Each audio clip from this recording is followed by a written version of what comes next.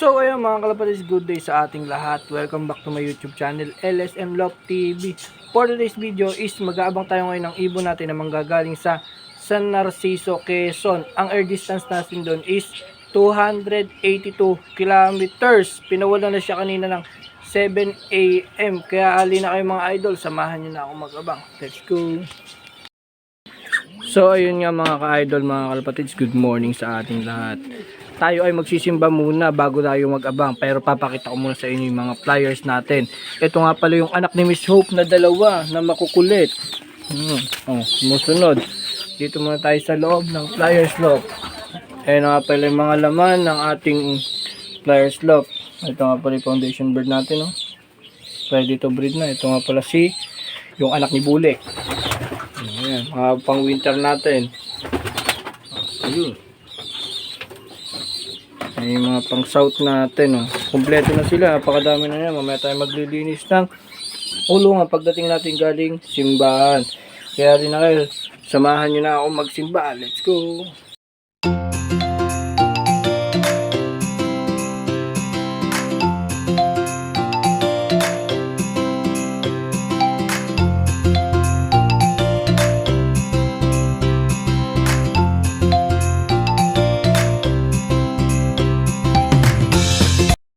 Inches later.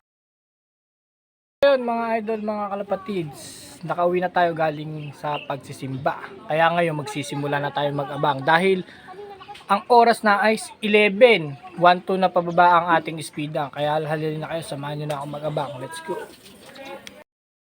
So ayun mga kalapatids, ito nga pala weather dito sa Saragossa. Sobra init, smash na naman to, hard race. Ang oras natin is time check 11 sakto. Kaya magsisimula na tayo mag-abang dahil maganda ang panahon, sobra init. Sana kayanin to ni Miss Hope. Mali na kayo, let's go!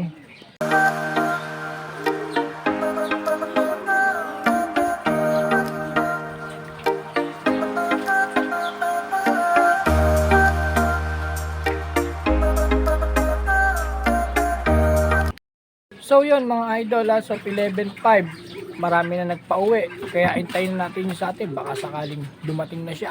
Halina kayo, abang-abang na. So ayun mga kalapatid, as of 11:18 na pa rin tayong ibon, 1-1 pababa na lang ang speed natin dito. Gaganda na speed nila, kulang 1-2. Sana mag-clock na lang ang ibon natin para ngayon third lap is live pa rin siya. Iintayin pa rin natin siya hanggang dulo. Tara na, abangan natin, baka dumating na siya bigla. Let's go! Mga kapatid, as of 11:33 wala pa rin tayong ibon, kaya hintayin pa natin siya, mahaba pa ang oras. Tara, samahan nyo na ako. So ayun mga kalapatids, as of 12 noon wala pa rin tayong paklak, pero hintay pa rin tayo, mahaba pa ang oras. Alam naman natin na talagang mabagal si Miss Hope, consistent lang talaga uwi niya. Ewan natin ngayon kung ano magiging resulta ng kanyang karera, kaya hintayin tayo mga idol. So ayun mga idol, wala pa tayong pauwi. As of 1:22 malapit na tayo maka-cut off. Mukhang hindi na magkaklak si Miss Hope pero antayin natin siya hanggang 1:43. Hanggang 1:43 kasi yung oras natin. Sana umabot siya kahit mag-buzzer beater siya. Kaya antay pa rin tayo mga idol. Let's go! A few moments later. So ayun mga kalapatids, update tayo kay Miss Hope.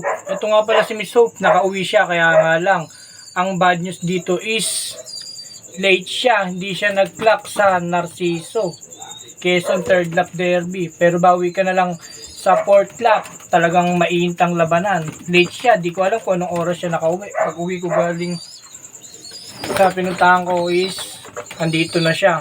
Ganda ng katawan niya, talagang nalayo to ng landas. Pero bawi na tayo sa fourth lap derby race mga idol. Part of the game nga naman. Talagang hindi inaasahan na malayo ang marating ang mga ibon natin. Kaya yung update kay Miss Hope mga idol. Let's go! So ayun mga kapatid, hanggang dito na lang ang ating video na to. Dahil bad news ang nangyari sa atin ngayong araw na to dahil hindi nag-lock si Miss Hope. Late siyang nakauwi, di natin alam kung anong oras siya umuwi dahil umalis nga pala tayo. Kaya pakita ko sa inyo ulit si Miss Hope. Tingnan nyo kung ano ang kondisyon niya. Ayun nga pala ang kondisyon niya ngayon. Quality naman ng kondisyon niya, talagang nahirapan lang siya. Bawi na tayo sa next lap. This is part of the game. May nananalo, may natatalo, may nalilit. Kaya hanggang dito na lang mga idol ang ating video to. Kaya kung nagustuhan nyo ang ating pag-aabang na wala naman tayong naabangan. Kaya please like, comment, and share. Paki-ano na rin ang bell para lagi kayong updated sa lahat ng ating mga video. Kaya hanggang dito na mga idol. Happy flying. Let's go!